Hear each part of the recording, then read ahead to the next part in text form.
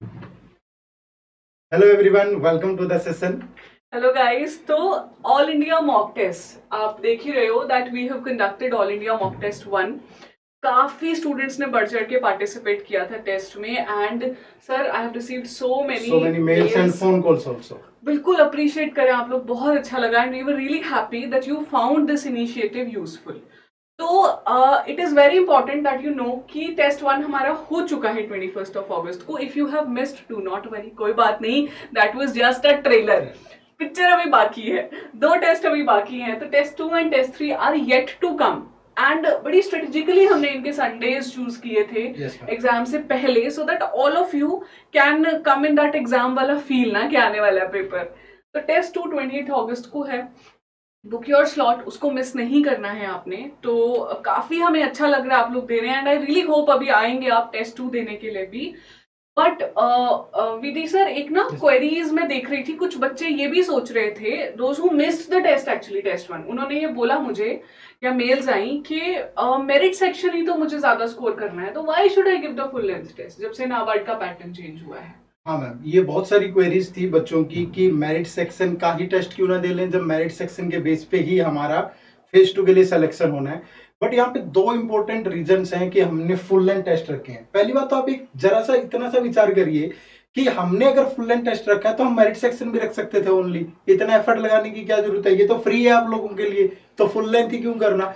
तो उसके पीछे 2 कारण ये है। पहला ये कि जो आपके नॉन मेरिट सेक्शन होते हैं वो भी आपको क्वालिफाई करने जरूरी है। आपका मेरिट सेक्शन में 100/100 है, लेकिन नॉन मेरिट सेक्शन में कोई अगर कंपोनेंट आपका मिनिमम मार्क्स भी नहीं ले पाते हैं आप उस कंपोनेंट में, तो आप डिस्क्वालीफाई हो जाएंगे।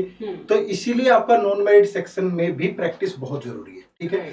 और जो दूसरा कारण है वो ये है कि नॉन मेरिट सेक्शन को लेकर के बहुत सारे बच्चे इतना सीरियस नहीं होते, क्योंकि सिलेबस तो क्यूआरई का भी बहुत वास्ट है, कंप्यूटर नॉलेज में भी बहुत सारी चीजें हैं, डिसीजन मेकिंग में भी उन्होंने इतना पढ़ा नहीं होता।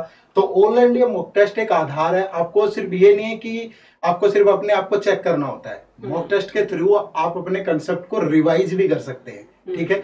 और साथ ही हम एनालिसिस भी लेकर के आते हैं। बिल्कुल, 1 बजे हमारा 10 to 12 हमारा टेस्ट रहता है and then 1 PM we come with an analysis कि ये आपका सेफ स्कोर होना चाहिए था। और we also tell the cut off. और उस एनालिसिस के अंदर हम लोग डिस्कस भी तो करते हैं ना कि अगर क्यों नॉन मेरिट सेक्शन में है तो उसमें भी बताते हैं कि ये लिमिटेड से टॉपिक आप यहाँ पे फोकस कर लीजिए, और क्वेश्चंस के थ्रू बता भी देते हैं कि देखो इस टाइप की टर्म्स जो हैं वो आजकल ज्यादा ट्रेंड में है, इस टाइप का डीआई ज्यादा ट्रेंड में है, इस टाइप के क्वेश्चन ज्यादा ट्रेंड में है, तो आप इन्हीं को रिवाइज कर लो। तो ये आपकी बहुत सारी हेल्प करते हैं, ठीक है। इसीलिए ज्यादा मत सोचिए, नॉन मेरिट पे भी आपका फोकस होना जरूरी है मिनिमम मार्क्स लेने के। और देखो वैसे भी देखो इट्स वेरी लॉजिकल कि अभी तक आप नहीं कर रहे थे नॉन मेरिट, चलेगा क्योंकि you are preparing merit section, लेकिन अभी तो टाइम नहीं है ना, अभी तो you have to take the all subjects very seriously. And anyhow let me tell you one more thing, एक चीज बताती हूँ। आप 3 टेस्ट कर रहे हो, लेटेस्ट हैंडपिक्ड करंट अफेयर स्टैटिक के क्वेश्चंस है 100, तो 3 टेस्ट में 100 क्वेश्चंस ईच, 300 क्वेश्चंस तो आपको याद करने को वैसे ही मिल गए। उसके अलावा इफ स्टूडेंट्स हैव सब्सक्राइब्ड, आपके पास कोर्स है या हमारा टेस्ट सीरीज है, तो उसमें तो we have given like so many test है ना, 10 तो फुल लेंथ ही है वहां पे, तो 1000 क्वेश्चन सर वहां मिल जाएंगे। तो पॉइंट इज, जैसे वीजी सर ने कहा, if you are doing a full length test तो आपका मेरिट तो कवर हो ही रहा है। इट इज नो डाउट के मेरिट नहीं हो रहा, but you are also making yourself well in non merit. तो ये जरूर करना है आपने, ठीक है। एंड वी रियली होप कि आप लोग फिर हमें मिलोगे अब टेस्ट 2 के एनालिसिस के टाइम पे। थोड़ा डिटेल सर दे देते हैं, दोज हु आर न्यू उनको एक बार ही बता देते हैं कि कैसे उनको बुक करना है अगर नहीं किया है। पहले तो डेट ही ध्यान में रख लीजिएगा, 28 अगस्त यानी जो कमिंग संडे है उसको। और दूसरा, टाइम को लेकर के सीरियस रहिएगा। डिसिप्लिन एक स्टूडेंट के लिए पहला पार्ट है। अगर आप डिसिप्लिन नहीं है तो फिर चीजें आपके लिए उतना सक्सेसफुल नहीं हो पाती शायद। तो जो टेस्ट की टाइमिंग है वो 10 AM to 12 PM है। रियल एग्जाम में भी तो यही होता है, वहां भी तो देने जाओगे। क्या आप नाबार्ड वालों को बोल दोगे कि हम नहीं आ रहे 12 बजे, हम तो 1 बजे आएंगे? ऐसा नहीं हो सकता। 10 to 12 मीन्स 10 to 12, तो यहाँ भी आपको 10 to 12 ही आना है।